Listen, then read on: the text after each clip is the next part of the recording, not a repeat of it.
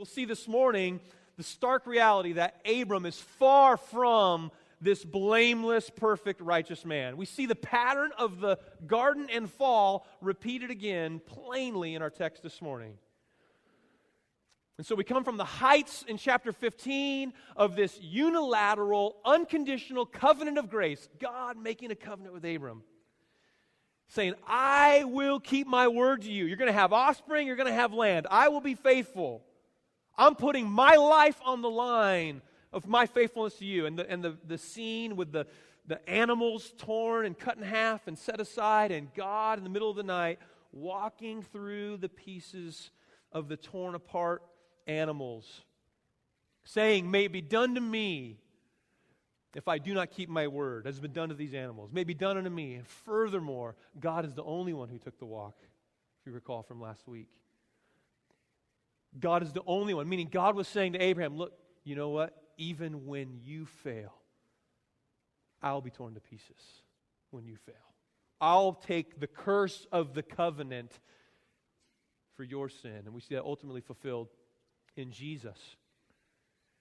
So chapter 15 ends, and we see this clear picture of God marking out, here's the land I'm going to give you, the promised land. And it's very, very similar, almost identical to the Garden of Eden, from the river of Egypt and the river Euphrates. So there's a very clear picture here of like reminding us of the Garden of Eden, this idea of the promised land. And then we get to chapter 16 and we see, as we'll see when we read the text in just a moment, the fall, the horrible falter and failure, not just of Abram, but of Sarai, everyone. This is a messy, messy chapter. This is desperate housewives of the Middle East and a pathetic, cowardly husband. Patriarchs gone wild. This is an Old Testament Jerry Springer reality series. This is that chapter this morning. There's attitude flying all over the place. There's too many people living in the same house. Too many ladies under one roof with one guy. This is not good. So we see this pattern unfolding already in the life of Abram, where he has faith and then he falters. He has faith and then he falters. Right? Chapter 12, he obeyed the Lord. He left his land. That was not easy, not knowing where to go. He heard the call and he trusted and he obeyed. And in chapter 12, we have the choke of Egypt. He goes down to Egypt. He doesn't trust the Lord to provide for him. And then he gives his wife to Pharaoh. And we see actually that catches up with him again here in chapter 16. Because, sin has consequences that often follow us throughout our lives, right? Sin's a big deal.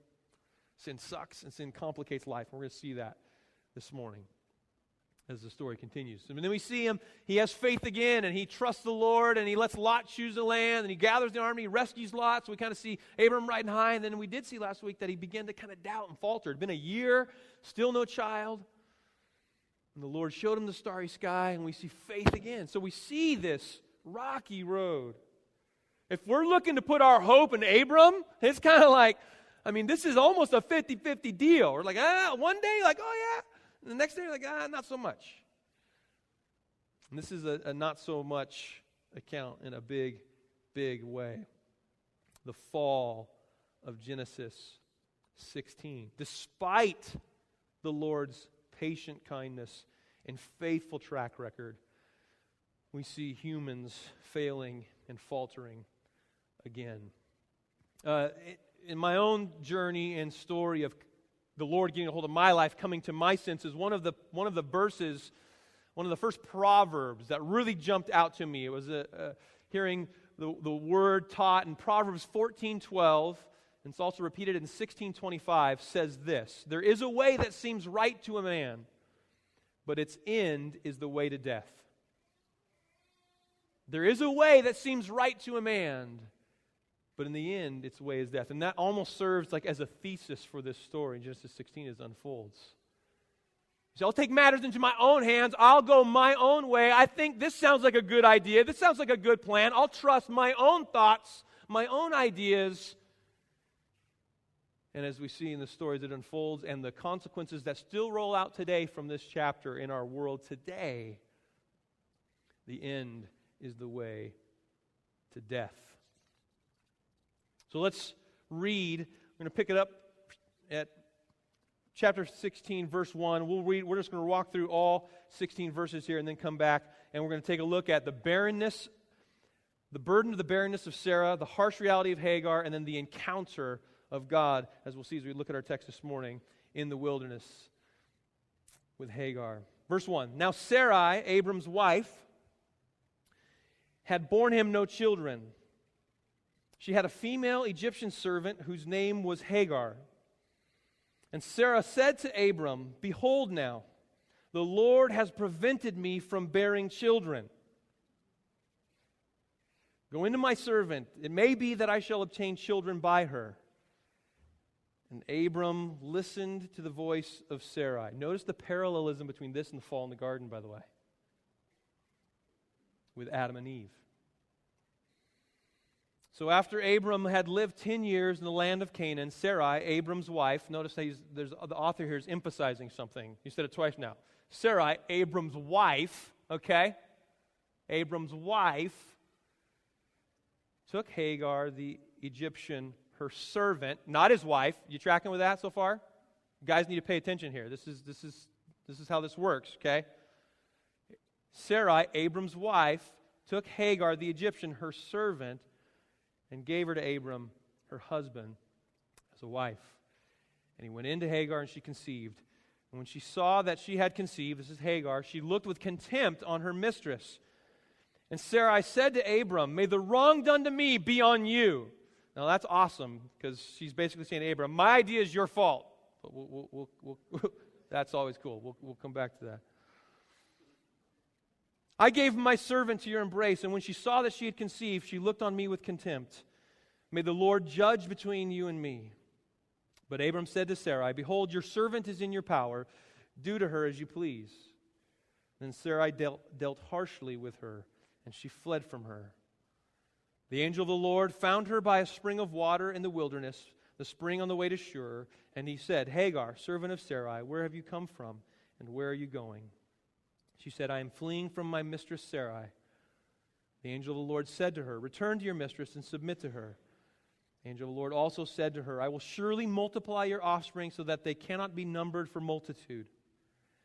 The angel of the Lord said to her, Behold, you are pregnant and shall bear a son. You shall call his name Ishmael, because the Lord has listened to your affliction. He shall be a wild donkey of a man, his hand against everyone and everyone's hand against him. And he shall dwell over against all his kinsmen. So she called the name of the Lord who spoke to her, You are a God of seeing. For she said, Truly here I have seen him who looks after me. Therefore the well was called Bir Lahai Roi. It lies between Kadesh and Bered. And Hagar bore Abram a son. And Abram called the name of his son, whom Hagar bore, Ishmael. Abram was 86 years old when Hagar bore Ishmael to Abram. Okay. Whoops. This is not good. Let's start by taking a look here at Sarai, the burden of barrenness for Sarai and her sinful response. Now, one of the things we want to be careful to do here as we consider Abram and Sarah, these great heroes of the faith, the great patriarchs of the Old Testament, and we read this chapter, before we slam them, the reality is God has things for us He wants us to see here, ways in which we can identify with the characters in the story. We'll see how we can identify with them here. Number one, the burden of barrenness for Sarai and her sinful response. So 10 years have passed, okay, from chapter 15 to chapter 16 here. 10 years have passed.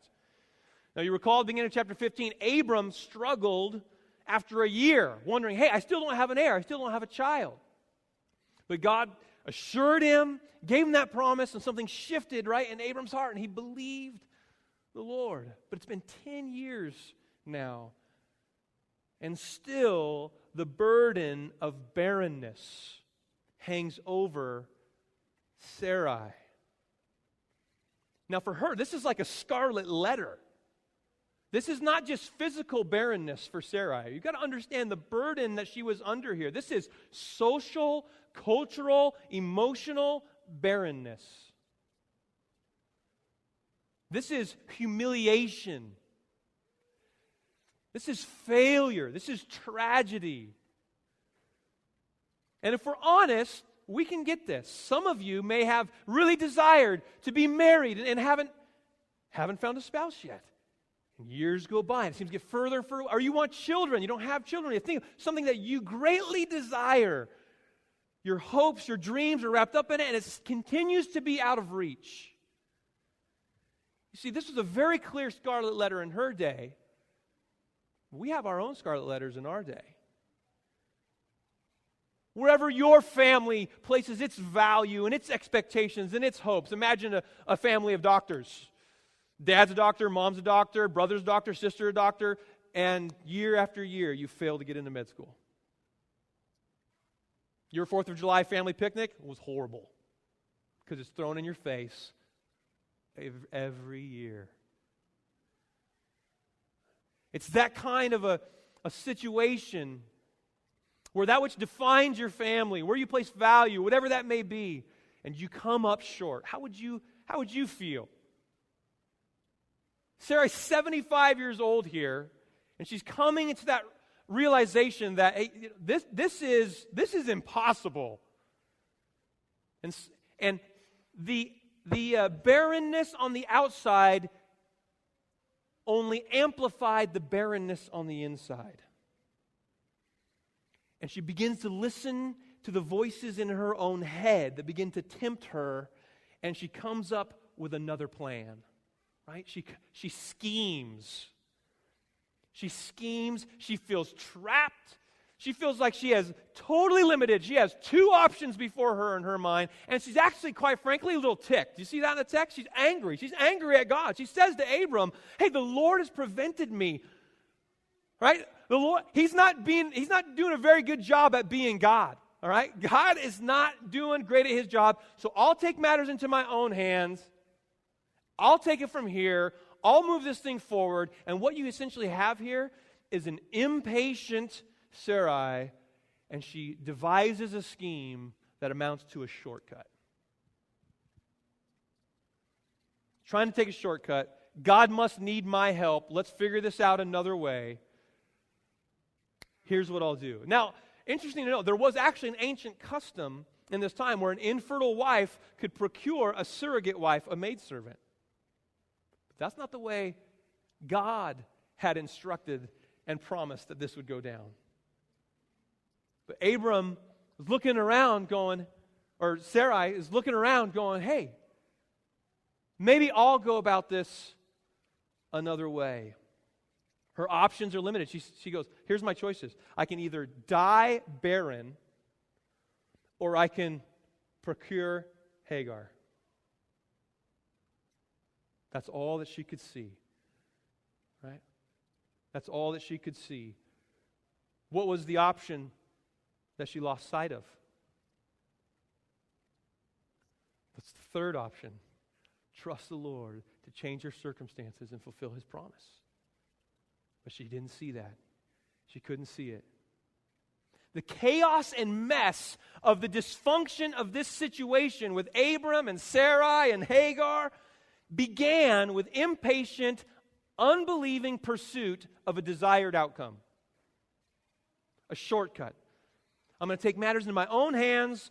I'm going to distrust God's word and trust my own thoughts. I'm going to accomplish God's promise by human effort. God said that. I'm going to seek to accomplish that this way. And it never, ever, ever, ever works out. God's promises and human shortcuts never work. God doesn't need our help to do what He said He would do.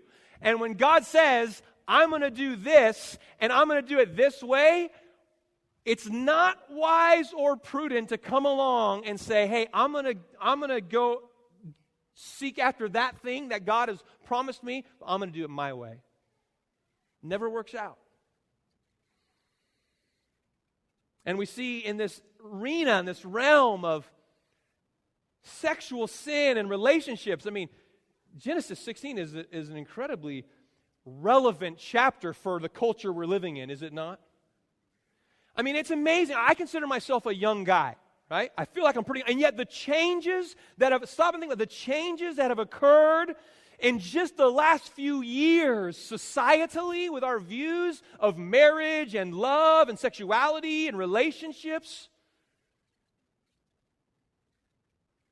And I wonder, like, hey, has anybody stopped to think, like, maybe there could be a history lesson with regards to, like, polygamy and polyamorous relationships, and we could maybe learn a thing? Does the Bible have anything to say about this? Is this going to work? Is this going to go very well? I mean, we're not, that argument is on display in our culture today. It's already here. That time has arrived. This is playing out, and yet, in the Bible, all forms of sexual sin and diversion from God's plan in Genesis 2, polygamy, adultery, like all forms of sexual sin always lead to pain, sorrow, and destruction. It never, never, never, never, never, never, never, never, never goes well, does it? But we keep coming with these great ideas of how we think our lives and relationships can flourish or how we can get what we want, and it never goes well. So, question. When are you tempted to take shortcuts? Notice, when you're most vulnerable to take a shortcut is when you begin to believe that God is shortchanging you. Sarai believed that God has shortchanged me. Some of his kids get his blessings and his favor. Some of them get forgotten in the corner and just under his thumb. God's shortchanging me, so I need to take a shortcut.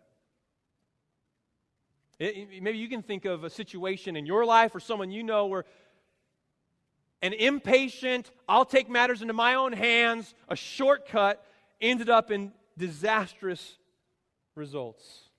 How many of those do you know? How many of those lessons have you had to learn in your life? When you've sought to take a shortcut rather than trusting the Lord, and how it ends up.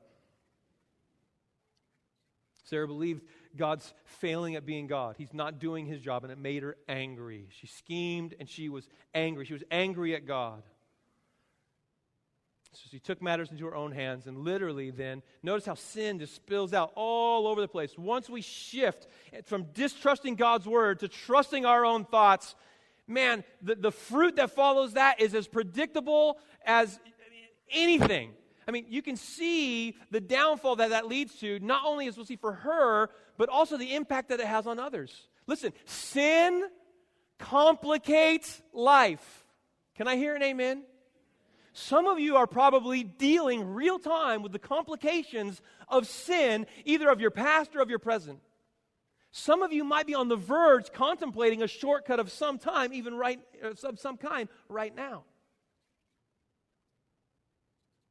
Sin not only complicates life, but sin always impacts others. Devastating results. Devastating. And so what does Sarai do? It says literally, it's the same, you see, in the garden, Adam and Eve took of the fruit and gave it to her husband who was with her. Sarai took Hagar and gave her to her husband. Literally, Sarai took Hagar and gave her to her husband. So, interesting, did her plan work? Hagar got pregnant. Sarah, did you get what you want? Look at how the story turns. What does she do? Well, now Hagar, we'll get to her in a moment, right? She kind of sticks it in Sarah's face, right? Sarah, now she sees this whole thing didn't go the way she thought it would go. It didn't actually achieve the results that she thought she was out to achieve. It's blown up in her face. And she turns and she does the blame shifting thing now, right? You see the blame game coming on. In fact, she even turns to her husband and says, I love this amazing line. Look at this. We're at verse 5. May the wrong done to me be on you. My idea, your fault. Now, yeah, that's awesome, right? Notice that her anger eventually comes out toward the ones that she looked to provide her a solution. The very ones that she looked to in her plan, that she devised a plan, her anger and blame shifting comes out toward them. Even though it was her idea. Now, Abram, again, his choke in chapter 12, the consequences of sin that follow him, brings even more cost into his life. You see, in Egypt, Abram gave Sarai to Pharaoh. Now, in a turn of irony, in Canaan, Sarai gives Hagar, the Egyptian, to Abram. And the sin of Egypt has literally followed Abram. And we see here a picture again of, just like in the garden with Adam, of a passive, pathetic, cowardly dude. He just goes along. Now, before we throw him under the bus, I want you men to consider the situation. His wife is offering him 25-year-old Princess Jasmine. I've worked it all out, babe. Here you go. Here's how it's going to happen. You go, have at it. See, Abram was passive in his faith in the Lord. He didn't step in. He didn't lead his wife. But he was very active in his sin, wasn't he? We can say, well, yeah, Abram blew it big time. A moment of sinful pleasure wreaked unbelievable havoc and complication in Abram's life. And literally, consider this, has brought 4,000 years of unending strife and bloodshed. Is sin serious? See, especially in this realm of sexual sin, I mean, we have got to stay on alert in this regard. I mean, GCC, on notice, men in this room, right, just beware. Just recognize, a moment of pleasure for 1,000 years of bloodshed and consequences. I mean, that puts some weight. Sex is sacred and it's powerful, and any diversion from God's way leads to massive consequences and negative results. So Abram wasn't thinking in that moment about ongoing wars, suicide bombings, massive ideological human struggles. He was thinking, right, here's a dirty old man. Father Abram is a dirty old pervert, okay? That's who he is in this picture. He's a passive, cowardly pervert who gives in to his lust, listens to his wife, falters, falls, fails, doesn't lead, and the consequences are devastating. So what should Abram have done? It's a good exercise for you men to walk through this passage, think about it and go, what should Abram have done? What would it have looked like for him to step up, to step in, to be a man in this situation? To reject the plan, to flee from his sin, to not go in with Hagar, to assure his wife, to come alongside her, to assure her, to lead her, to rebuke her, to minister to her,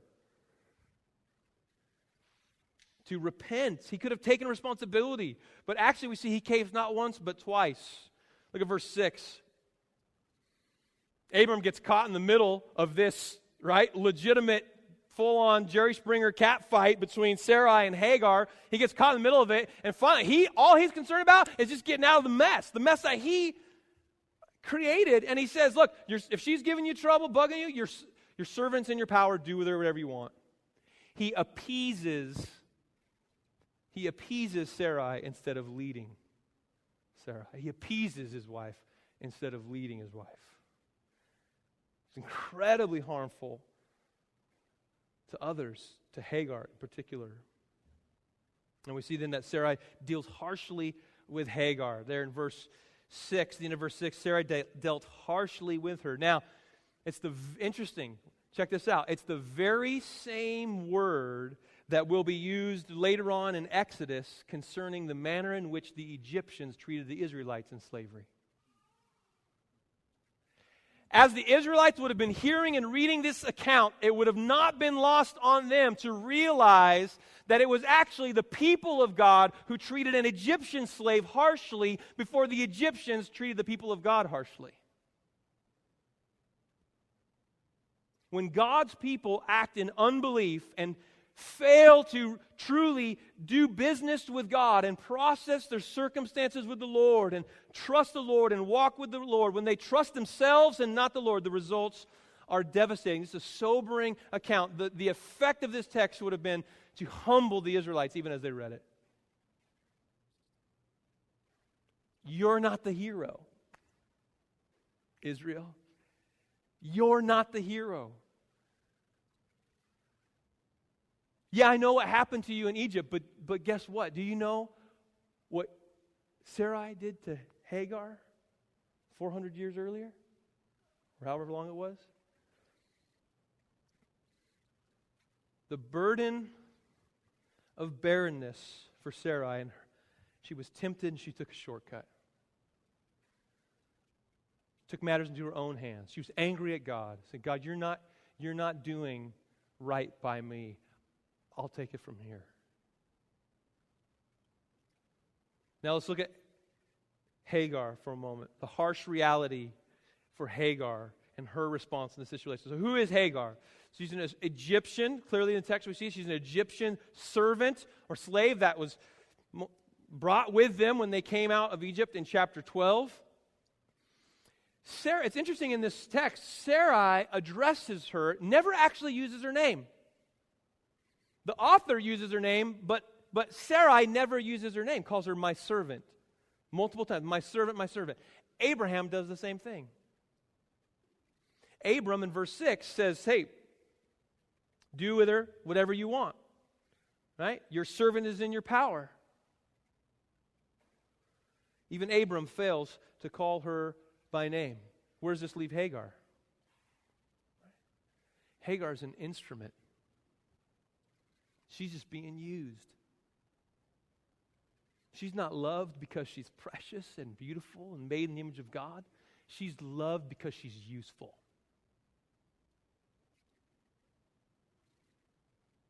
This is an abusive situation. Hagar was taken and given. And the reality is, all variations and perversions of sexual sin, it's never about love. Never, ever about love. You're just using people. All sexual sin comes down to the reality of self-serving, selfish, lustful, or for whatever ulterior motive, you're using people, not loving people.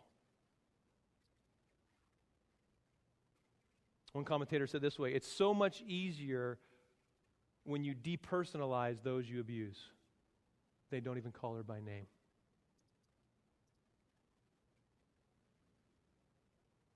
Some of you know what that's like in your life, to be Hagar. To be loved, not for who you are, but because as long as you're useful. Utilitarian arrangement. So how does Hagar respond? We see in the text that it says that when she conceives and becomes pregnant, that she saw that she conceived and she looked with contempt on her mistress. She responds with contempt and pride towards Sarai. And this is where it got ugly. This is where, the cutting jabs. Now she's got a leg up on Sarai. Now this pregnancy for Hagar actually put Hagar in the position of power over the one who had abused her. And when Hagar gets in that position, what does she do? The very same thing that was done to her. I mean, you can imagine Hagar to Sarah, you want to feel the baby kick? Abram, rub my feet. Rub my shoulders. Sarah, will you go to the store? I'm hungry. I don't feel good, because I'm pregnant and you're not. Throwing it in her face. Manipulative. Spiteful. I mean, this is a dysfunctional home.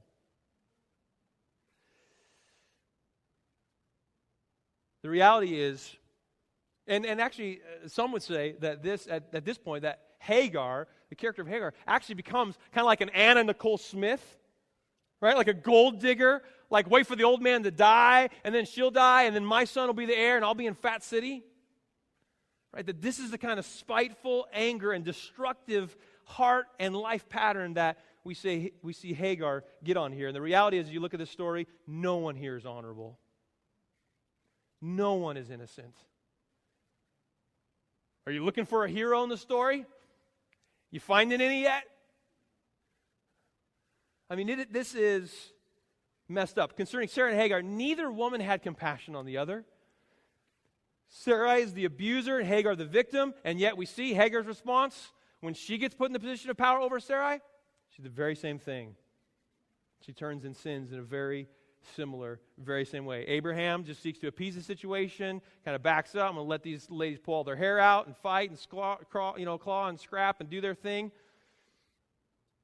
And we see then that Hagar takes off. Right? Hagar runs. She's pregnant, broken, used, unloved, on the run, in the wilderness.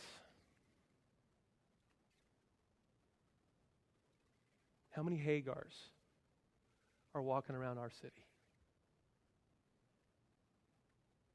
Right. How many Hagars do you know? They've made a mess of their lives. They are relationally, sexually broken, and she's on the run, and she's in the wilderness, and she's alone. And what happens? An encounter with God. Look at verse 7. The angel of the Lord found her by a spring of water in the wilderness, the spring on the way to Shur. That's far east. She's heading back to Egypt. Right? She's way down the shore. So she's on her way, but she stops. She's in the wilderness. Her options are limited. Do I return to a dysfunctional home, or do I die in the wilderness? What do? I take this biracial child inside me and go back down to Egypt? I'm so far removed from there, it's not going to go well for me down there either. She's between a rock and a hard spot, nowhere to go. She's alone in the wilderness. Now here you have an interesting situation where this character comes into the story again. This is a visitation of God. This is an encounter with the God who sees and who seeks after Hagar even in the wilderness. Hagar doesn't go running, finding, looking for God. God comes running, finding, looking for her. And we have the angel of the Lord having a conversation with a sinfully, relationally broken woman at a well who already knows everything about her life. Ringing any bells?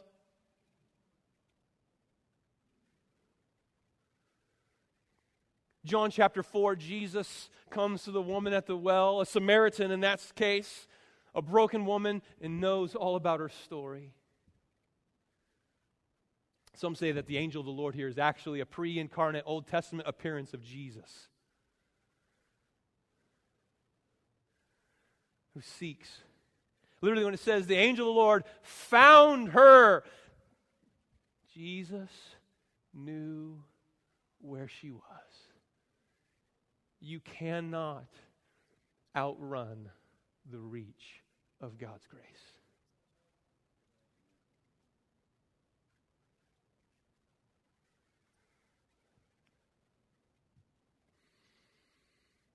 We see that the angel has divine knowledge. He knows her name, knows about Sarai, and asks her questions. I love this. Do you realize the power of questions?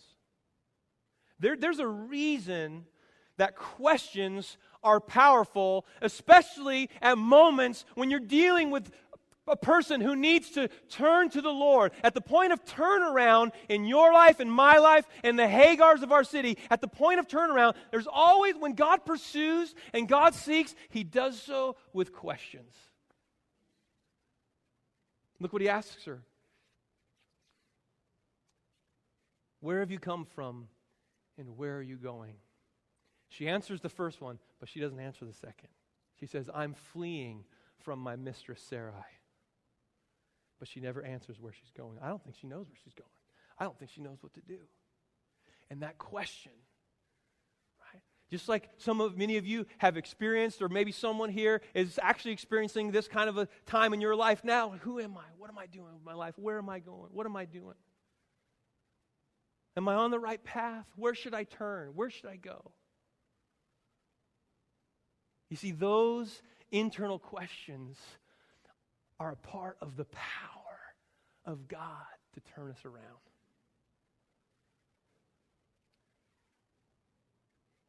Do you recall where you were? The questions you began to ask? How you began to see your life and the mess that you had made and where you were, and you're down the end and you are used goods and you are broken and you are down. Is there any hope? Is there any encouragement for Hagar? And the angel of the Lord found her in the desert. And that is a God who seeks after broken people, broken sinners. If this text isn't intended to reach you this morning, real time, to meet you where you are in your brokenness, then it's intended to spur you and me and us on to have compassion toward the Hagars of our city. Because God is a God who sees and seeks after broken people. And He asks these questions. She doesn't know where she's going. And He gives her this command, this strange command. He says, return. Right? Return and submit. Return to your mistress and submit to her. So, whoa, that's a big ask. What are you doing? What's God doing with Hagar? Hagar's experiencing this like, I got nowhere to turn, and it's as though God is pinning me down, holding me down, coming at me with sharp needles to hurt me. God's holding me down, and He's going to tell me to go back into the situation of harm. Is that what's happening here? We'll come back to that in a moment. Look at what He follows it up with. He gives a promise. He says, I will multiply your offspring. It's actually interesting that Hagar is the only matriarch to receive a direct promise of multiplied descendants. All the other commands of a promise of multiplied descendants come to men. She's the only one who personally, directly receives a promise of multiplied descendants. And then, of course, we see the prophecy. Verse 11, and the angel of the Lord said to her, behold, you are pregnant, and you shall bear a son. So she gets no ultrasound machine in the desert, but she gets that little nugget of info. You're going to have a son, and you shall call his name Ishmael. Now, does that remind us of a scenario where an angel of the Lord comes and announces to him, you're pregnant, you're going to have a son, and this is the name you're to give him? There's this prophecy concerning her son, Ishmael. And the name Ishmael literally means God hears. And the angel says, because the Lord has listened to your affliction. The Lord has listened to your affliction. And he goes on concerning the destiny of Ishmael. And he shall be a wild donkey of a man, his hand against everyone, and everyone's hand against him. He shall dwell over against all his kinsmen. What's God doing with Hagar? Return and submit? Really? He's loving her and her son. Because he knows Abram is a Christian man. Abram is God's man. And though he failed and though he faltered, Abram would repent. And Abram would love and care for Ishmael. And God was going to bless Hagar and protect her and watch over her. God would be with her. And he's going to work in Abram and Sarah's heart. And the story's not done there. He's sending her back. He's providing for Hagar and Ishmael. He's showing compassion. He is assuring her that he hears, he sees, he loves, he's good, he's sought her out. He's not shortchanged. He's not shortchanged Sarai. He's not shortchanging Hagar. He's doing good to Hagar. But it's a situation like this. Aaron and I, our son Samuel, 2-year-old, he's been getting slivers in his feet. Because I'm sending him out and forget to put the shoes on his feet, and we got to redo the deck, and so he's getting all these slivers all over his feet. And so we got to get these slivers out of his feet. So how do you get slivers out of the feet of a 2-year-old? Yeah. The dad gets called in for the lucky job of holding him down, while mom uses the tweezers and plucks them out. Now, there's a moment, right? And some of you, how many guys you got called into the doctor's office? Dads always get the bum job at the doctor's office. They got to hold the baby. They got to hold the child, so they give him the shot. I just can't do it, baby. Just hold him down. So anybody ever been in that position, right? You got to hold your kid at the doctor's office. It's just terrible. You hate that? And there's that moment, right, when I'm holding down Sam, and it's one of those things where he's screaming so loud it's silent, right? Because you're waiting for the oxygen to kick in and the noise to follow. It's like a jet, goes by and then the sound comes, That's how children, they take a breath and then you really have it. And he's swinging his arms, right? And there's that moment as I'm holding him down and he's looking at me in the eye and he's like, what the, I thought we were friends. I thought you were my dad, right? What are you doing? You're holding me down. This lady's got a sharp, shiny object coming at me, picking stuff out of my feet. Like, what is going on here? Right? And that's what Hagar's experiencing by the well in the desert. God, what are you doing to me? Are you holding me down to hurt me? And he's saying, no, I'm holding you down to heal you. I'm holding you. I'm holding you.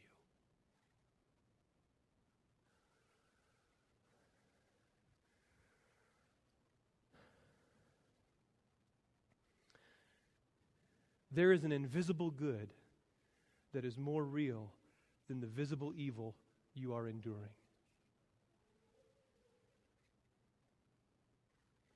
Even through this tragic, faithless, sinful, jacked up, dysfunctional situation, God is there at the worst of the worst, and he's saying, I got this. I'm still faithful. I hear you. I see you. Hagar, he calls her by name. I love you. I will bless you.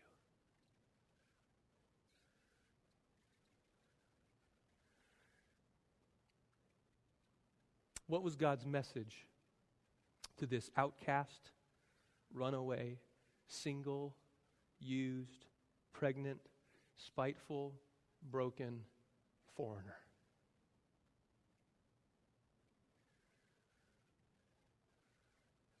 Is that good news? What's his message? I hear you. I see you. I love you. I will bless you. And actually, in all that the angel communicated to Hagar, she actually comes away from that encounter more concerned with the origin of the revelation than its content. She sees God. She realizes that God sees her. And in fact, Hagar is the only person, male or female, in the entire Old Testament who conferred a name on God.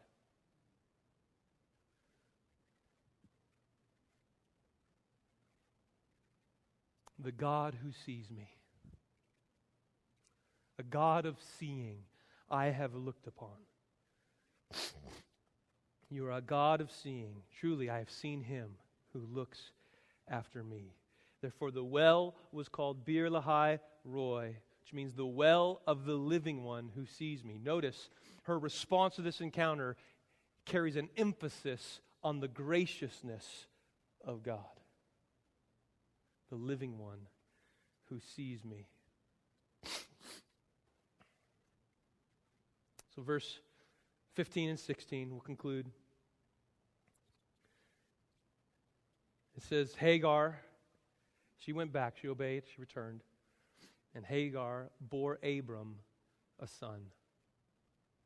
And Abram called the name of his son, whom Hagar bore, Ishmael. Abram was 86 years old when Hagar bore Ishmael to Abram. You notice any names missing?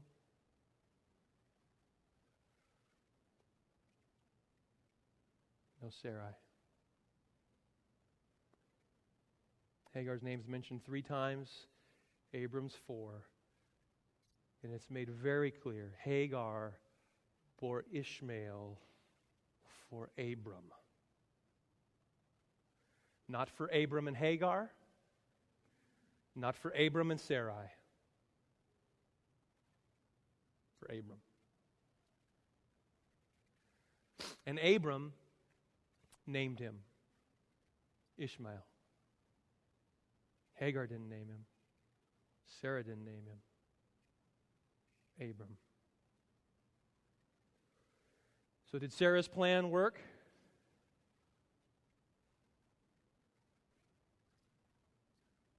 Yes, but no. It was actually her success that became her failure. She took matters into her own hands. She took a shortcut.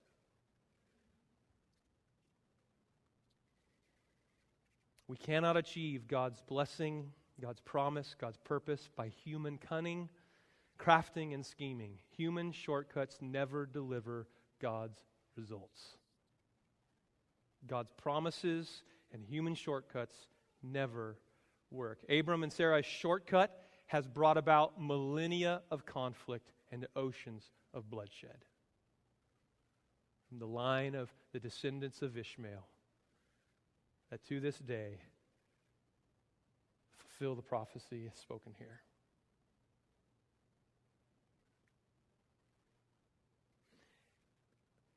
Pastor Kent Hughes says, as a pastor of 40 years, this is true to life.